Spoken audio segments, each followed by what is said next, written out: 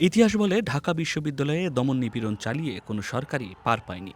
ইতিহাসের এই নির্মম সত্যটা হয়তো ভুলে গিয়েছিল শেখ হাসিনার আওয়ামী লীগ সরকার। আলোচনার টেবিলে ফয়সালা না করে কোটা আন্দোলনকে দমনের চেষ্টা করেছিল শেখ হাসিনার ফ্যাসিবাদী সরকার ও তার পেটোয়া বাহিনী। 15 জুলাই 2024 সেদিন প্রথম প্রহরেই রাজু ভাস্কর্যের সামনে থেকে শিক্ষার্থীদের সরিয়ে সেখানে ছাত্রলীগের কর্মীরা অবস্থান নেয়। তাদের সাথে যোগ দেয় আওয়ামী লীগ সহ তার অঙ্গ সংগঠনের নেতাকর্মীরাও। এরপর আন্দোলনরত শিক্ষার্থীদের উপর নির্বিচারে হামলা করা হয়। গণমাধ্যমে প্রকাশিত নির্যাতনের এই ছবিটি নারীদের ক্ষুব্ধ করে। ছাত্রদের আন্দোলনে শরিক হয় সর্বস্তরের নারীরাও। ওই দিন ক্যাম্পাস জুড়ে সাধারণ শিক্ষার্থীদের ওপর তাণ্ডব চালায় ছাত্রলীগ, যুবলীগ ও স্বেচ্ছাসেবক লীগের কর্মীরা। ডক্টর মোহাম্মদ শহীদুল্লাহ হলের সামনের ঠিক এই জায়গাতেই আন্দোলনরত শিক্ষার্থীরা ছাত্রলীগের বিরুদ্ধে প্রথম প্রতিরোধ গড়ে তোলে, যেটি সে সময়ে ক্ষমতাসীনদের জন্য ছিল বড় ধাক্কার। যদিও ছাত্রলীগ বেশে বহিরাগত এসে এখানে সাধারণ শিক্ষার্থীদের ওপর গুলি নিক্ষেপ করে। অন্তত দুজনকে দেখা গেছে বহিরাগত যারা এখানে আন্দোলনরত শিক্ষার্থীদের ওপর গুলি চালিয়েছে।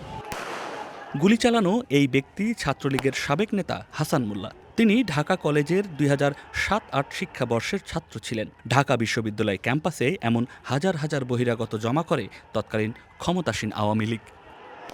এই মূল যে মেসাকারটা হয়েছে ওই দিনকার যে মারামারিটা যেটা হয়েছে আর কি, সেটা হয়েছে মূলত বিসি চত্বর থেকে শুরু হয়েছে আর কি। মানে তখন মানে ওরা হঠাৎই মানে তাদের আসলে তারা তো টোকাই ভাড়া করছে, হয়তো বা কিছু টাকা দিছে আর কি, চলে আসছে। তো তখন আসলে মানে হঠাৎই তারা এমনভাবে আক্রমণ করছে, আসলে আমাদের ওই দিন আর প্রতিহত করা সম্ভব হয় নাই আর কি। আপনারা জানেন যে কী মেসাকারটা হয়েছিল। দেন আমরা যখন রুমে আসতে যাই তখন দেখি যে ওই দোয়েল চত্বর থেকে ছাত্রলীগ মহানগরের টোকাই সহ এসে আমাদের হলে হামলা করতেছে। তো আমাদের সেই দিন আশীর্বাদ হিসেবে আমাদের এই 5তলা বিল্ডিং, 3তলা বিল্ডিং এবং হলগেট 3 জায়গায় আমরা অবস্থান নেই। আমাদের সাথে ফজলুল হক মুসলিম হলের ভাইয়েরা ছিল, বন্ধুরা ছিল, আমাদের সহযোদ্ধারা ছিল। তো আমরা হচ্ছে 5তলা থেকে ওই ঢাকা মেডিকেল মোড় থেকে যে টোকাইরা আসতেছিল তাদেরকে ট্যাকেল দিচ্ছিলাম, এবং 3তলা এবং হলগেট থেকে ইট ছুঁড়ে আমরা ট্যাকেল দিচ্ছিলাম হচ্ছে দোয়েল চত্বর থেকে হলগেট থেকে দোয়েল চত্বর পর্যন্ত যে ক্যাডার বা টোকাইরা আসতেছিল তাদেরকে। তখন আমাদের সাধারণ শিক্ষার্থীদের মধ্যে একটাই শুধু তাড়না ছিল, আমাদের হলকে এই সন্ত্রাসী ছাত্রলীগের হাত থেকে রক্ষা করতে হবে। তখন সবার যা অবস্থান হতে, সবার নিজস্ব অবস্থান হতে ছাত্রলীগকে প্রতিরোধ করে। কিন্তু সাধারণ শিক্ষার্থীদের সাথে পেরে ওঠেনি ওরা। এই ঘটনায় মূলত সারা দেশের শিক্ষার্থীদের মনোবল আরও বাড়িয়ে দেয়। কলেজ থেকে বিশ্ববিদ্যালয়, প্রতিটি শিক্ষা প্রতিষ্ঠানেই ক্ষমতাসীনদের প্রতিরোধের মুখে পড়তে হয়। 17 জুলাই রাতে ঢাকা বিশ্ববিদ্যালয়ের প্রতিটি আবাসিক হল থেকে ছাত্রলীগের নেতাকর্মীদের বিতাড়িত করে আন্দোলনকারী শিক্ষার্থীরা। পুরো ক্যাম্পাসকে দখলমুক্ত ঘোষণা করা হয়। আমাদের হলের উপরে অনেক ধরনের ড্রোন আমরা দেখছিলাম, তারা আমাদের পর্যবেক্ষণ করতেছিল। আমরা রাতে আবার অবস্থান আমাদের ত্যাগ করি। সকাল হতে 17 তারিখ সকালে আমরা আবার আমাদের হলে ব্যাক করি। কিন্তু ওই দিন একটা খুব বাজে সিদ্ধান্ত নিয়েছিল ঢাকা ভার্সিটি প্রশাসন, আমাদের হল বন্ধ করে হল ছাড়ার নির্দেশ দিয়েছিল।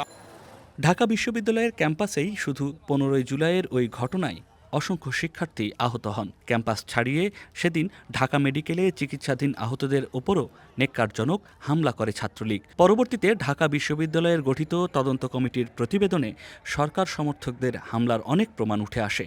সব মিলিয়ে 25% মতো হামলাকারী চিহ্নিত হয়েছে বলে দাবি করা হয়। তবে সেই তালিকায় চিহ্নিত অনেককেই বাদ দেওয়ার অভিযোগ ওঠে। মানে বাংলাদেশের প্রথম ছাত্রলীগ বা প্রথম স্বৈরাচার মুক্ত যে এরিয়া, সেটা হচ্ছে ঢাকা ইউনিভার্সিটির শহীদুল্লাহ হল। শহীদুল্লাহ হল যখন ছাত্রলীগ মুক্ত হয়ে গেছে, টোকাই মুক্ত হয়ে গেছে, দেন ঢাকা বিশ্ববিদ্যালয়ের প্রত্যেকটা হল 17 তারিখের মধ্যে টোকাই মুক্ত হয়ে গেছে। এবং এখান থেকেই মূলত ছাত্রলীগ মানে ঢাকা বিশ্ববিদ্যালয় শহীদুল্লাহ হল থেকে মুক্ত হওয়ার মাধ্যমেই সারা বাংলাদেশ থেকে ছাত্রলীগ এবং আওয়ামী রেজিমের অপশাসন হয়েছে বলে দূর হয়েছে বলে মনে করি।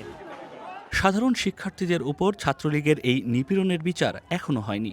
আদৌ হবে কিনা সেটাও অজানা। তবে সাধারণ শিক্ষার্থীদের এই আন্দোলন আবার প্রমাণ করেছে অন্যায়ের বিরুদ্ধে ঐক্যবদ্ধ প্রতিবাদ যে কোনো শক্তিকেই পরাজিত করতে পারে। ছাত্রলীগের সামনে না দাঁড়ালে বাংলার বুকে চেপে বসা জগদ্দল পাথরটা কি সরানো যেত? নয়ন আদিত্য, ওয়ান নিউজ, ঢাকা।